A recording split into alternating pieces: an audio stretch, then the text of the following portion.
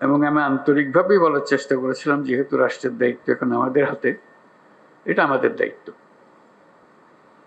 নিশ্চিত করা, দায়িত্ব যে সংবিধান নাগরিককে যে দায়িত্ব দিয়েছে সেই দায়িত্বগুলো তার কাছে পৌঁছে দেওয়া, নিশ্চিত করা। তারপরেও কথাটা উড়ে গেল না।